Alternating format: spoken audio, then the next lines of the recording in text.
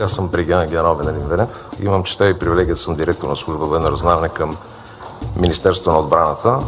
Повода за изслушването е едно събитие в близко кафе до Народното събрание,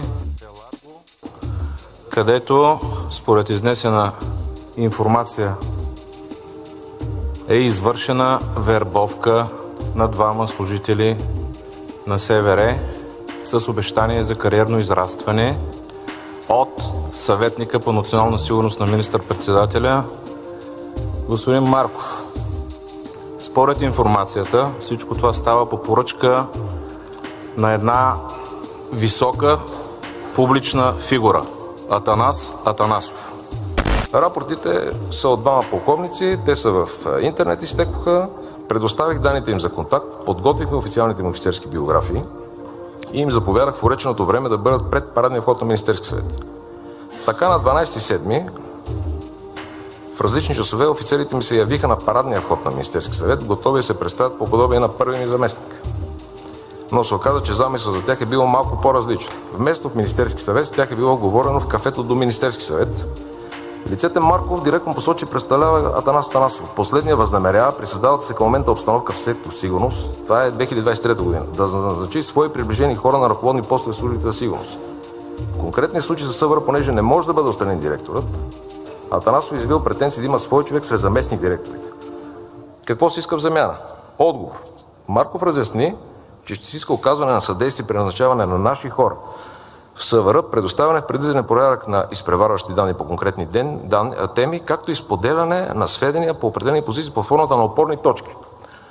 Господин Тарасов, вие кога сте искрен? Когато миналата година цялата парламентарна група подстрои прие доклада само на СВР и ме молихте там горе да обединят двете разузнавателни служби и да ги оглавя, защото това са фактите, дали отказа ми тогава не доведе до задълбочаване на това негативно отношение към най-старата българска специална служба или има нещо друго под повърхността? За мен е факт, че това се е случило. Доложих.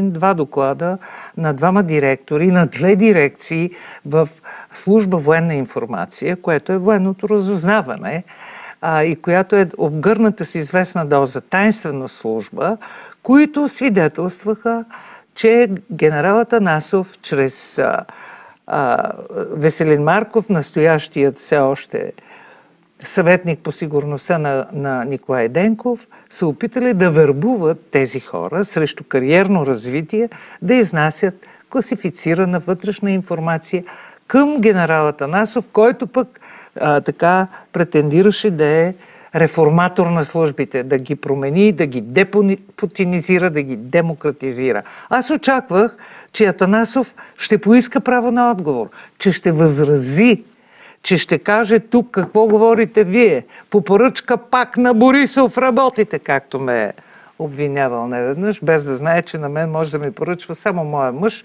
и то домашна работа. Така че, господин Андреев, кажете ми, какво всъщност представлява този скандал? Госпожо Колезич, сега известно е, че аз по принцип съм човек, който принадлежи към хората, които са подкрепили ППДБ. Продължавам да се късам от към гърба, като гледам какви глупости извърших и като се чудя, че сега идат избори и какво трябва да правим. Но това, което е направил Атанасов, трябва да ви кажа, че надхвърли моите очаквания, че не съм го познал Атанасов. Чувал съм най-различни работи за него, нали, как действал и така нататък. Това обаче... Само ми обяснете преди това. За какво му е на господин Атанасов да вербува хора от служба военно разузнаване? Като че ли за някаква частна служба? Под формата на реформа. Аз това не го разбирам. Сега, първо искам да се обърна към вашите зрители и да кажа, че с господин Атанасов стояхме, ако не един до друг, то в една зала, 43-то Народно събрание, като членове на Комисията за контрол на службите, когато гласувахме тези закони, за които сега, нали, действат на службите. Да. На военна информация, ДАР, ДАНС и така нататък. НСО, така. Да. Сега, специално ДАНС, не НСО. Сега, специално за този закон, за служба военна информация, тогава ние гласувахме закон, в който член 11 на този закон казва следното, ще го прочета, защото е важно. Член 11 на закона казва: на военното разузнаване не могат да се възлагат задачи от вътрешно-политически характер. То не събира, не обработва, не анализира и не съхранява информация от вътрешно-политически характер. Господин Атанасов много добре знае, той е член. Ама той каза, че го разработва военното. Глупостта, която той каза, защото това е глупост, казана явно от глупав човек. Ма извинява господин Атанасов, но така може да говори един лаик, който не знае въобще. Напротив, умен хитрец, който говори на лаици. Така. И ги заблуждава, че е герой и че е жертва. Да. И сега хващат се едни женки, които са негови членове, и почват да късат ризи и да казват, той е разработван. Кристина Петкова, неговата заместничка в неуважаеми ДСБ, която стана една шепа партия. Неуважаеми симпатизанти на ДСБ, вашият политически лидер е направил огромен гаф, който ако беше на държавата ни нормално, той трябваше да се дал оставка. Той в момента трябваше да е напуснал Народното събрание и трябва с него да занимават съответните органи. Защото господин генерал Атанасов е политик, макар и, да кажем, лидер на партия. Той все пак е човек, който е от гражданския сектор. Той е народен представител. Аз искам да попитам, какви лостови за влияние може да притежава един обикновен народен представител, па бил той и шеф на партия, па бил той и от управляващо мнозинство, забележете, притежавал съгласно тези документи, твърди господин Веселин Марков, господин генерала притежавал лостове за въздействие върху шефа на военното разузнаване и върху министъра на вътре. Това го пише в рапортите на двамата директори. Да. Искам да попитам господин Атанасов да ни бъде станал Архимед. Защото на времето не знаете, той така може с лоз да подмести земята. Така, опорна точка. Коя е опорната точка на господин Атанасов? Това искам аз да попитам, за да е готов с тези лостове да въздейства върху тези, да кажем, важни държавни служители. Въпросът е дали този тип задкулисно поведение, лансирано като опит за реформа, желание за реформа, за правдиви, чисти работи, за сливане на военната информация с цивилното разузнаване, каквато идея имаше генерал Атанасов. Въпросът е този тип практики дали са стари, дали се упражняват отдавна и какво в крайна сметка постигат. Аз това много не разбирам. Ако примерно, господин Веселин Марков е контактьор. Кой е господин Веселин Марков? Господин Веселин Марков е човек, който върви заедно с Атанасов от началото на този изборен маратон, който го виждаме от 43-то събрание насам. Той е непрекъснато с него. Дали му е бил сътрудник в... Чакайте, върнете по-назад. Чакайте, сега ще ви кажа. Така. Те са явно много близки. Сега обаче, кой е господин Веселин Марков? Господин Веселин Марков е бивш служител на ДАНС, той си го казва, имал опит в оперативната работа, но най-важното. Той беше част от кръга Монтерей. На Бог да го прости Любен Гоцев. Аз питам сега, реформатора Атанасов има за своя дясна ръка човек, който беше част от кръга Монтерей. Спомняте си, той беше подчинен на Иван Драшков и така нататък. Той беше в колега с Цветлин Йовчев, когато двамата по руска линия писаха онзи прословут доклад срещу корупцията в правителството на Иван Костов, който доклад всъщност разбута правителството на Костов и го направи на дреп. Сега, въпросът е следния. Не, че не е бил нужен. Господин Веселин Марков в момента има един началник, все още.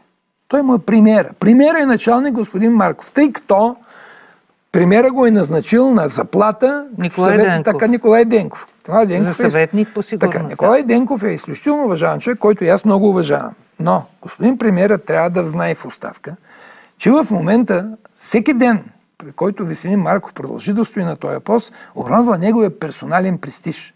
Защото Веселин Марков, когато е ходил да се среща с тези хора, за да урежда на Атанасов интересите, той пуснал ли доклад до премиера? Уведомил ли го е, че ще има срещи с такива хора по молба на генерал Атанасов? Защото в тези доклади си казва, че Веселин Марков казва, че представлява ОЗ генерал Атанасов. Той ни представлява премиера, представлява ОЗ генералът нас. Това разбирате ли? А длъжен ли е да информира? Как да не е длъжен? След като двамата директори дори са се явили на детектор на лъжата. Разбира се, че е длъжен да уведоми премиера. Той е съветник по национална сигурност, най-вероятно на премиера. А защо е толкова специфичен статута на служба военно разузнаване? Така, това е един много интересен въпрос. Аз за това бях почнал, но сега ви има посещате. Извинявайте, че ако ви прекъснах, но ми е много интересно. Защото тази служба първо не се набива на очите на публиката. Много внимателно се говори за нея. Тя има много особен статут. Говори се, че е доста ефикасна в някои от своите... Ако трябва да бъдем точни, без да съм професионалист. Аз съм човек, който се занимава по някаква причина с тая материя. Моето лично впечатление, ако трябва да бъдем точни, служба военна информация е най-професионалната външно-разузнавателна служба на България. Друг е въпросът, че тази служба военна информация е доста обвързана все още с бившите служби на бившия Съветски съюз, и то основно по линия на това, че голяма част от ръководителите на тази служба са завършили школи на ГРУ в Русия. И сегашния ли Венков? Не мога да кажа сегашния Венков, не съм... Но пък под ръководството на Тодор Тагарев се намира тази служба. Оставете го Тодор Тагарев. Тодор Тагарев не може да въздейства на той службата. Той е отбранителният министър и Гостин Атанасов от същата политическа сила му прави този странен номер. Но да се абстрахираме какви са влиянията в службата. Ние говорим за действията на един човек, който претендира, че е демократ. Значи един човек, който иска да прави реформа, за изсветляване на нещата в службата, за ограничаване на руското влияние в тези служби. Не може по този начин, госпожо Колезич, да действа. Това е десарски подход. И аз ще ви припомня. Смисъл от държавна сигурност. И аз ще ви кажа. Спомняте ли си, когато Атанасов, хора, които са публични, го обвиниха публично в интернет и в YouTube, че е бил агент на държавна сигурност. Аз до тогава не обръщах внимание. Аз си спомням обаче, това не са достоверни източници. Чакайте, оставете ли са... И сайта ПИК го обвини. Госпожо Колезич, извинявайте. Дали са достоверни източници, се решава в съда. Господин генерала каза, че бил разработван от служба военна информация.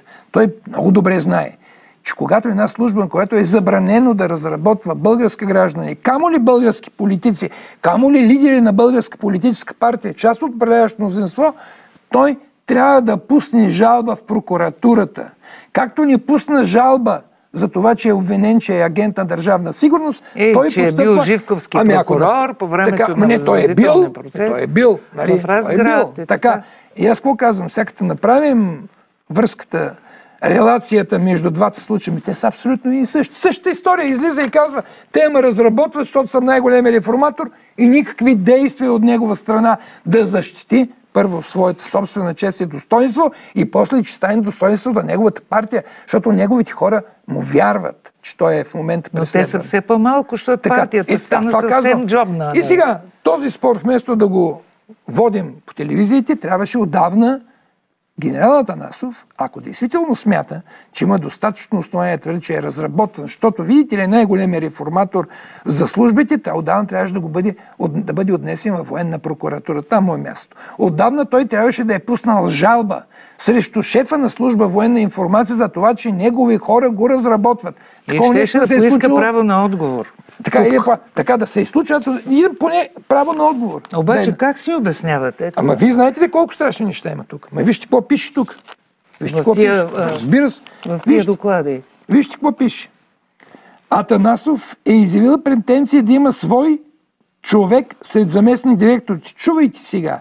Независимо от останалите му политически партньори. Вие разберете ли какво става дума? Самостоятелно. Това означава човек, който се отчита на Атанасов. Вижте какъв друг бисер има тук. Вижте какъв друг. Значи, какво трябва да прави този негов човек? Той трябва да помага при назначаване на наши хора, в кавички, в служба военно разузнаване, предоставени в предварителен порядък на изпреварващи данни по конкретни теми, както и споделяне на сведения по определени позиции под формата на опорни точки за генерал Атанасов. Госпожо Колезич, излезте сега като лидер на ПП и кажете, господин Атанасов да изясни въпроса и да си подаде оставката като народен представител. Това е много важно.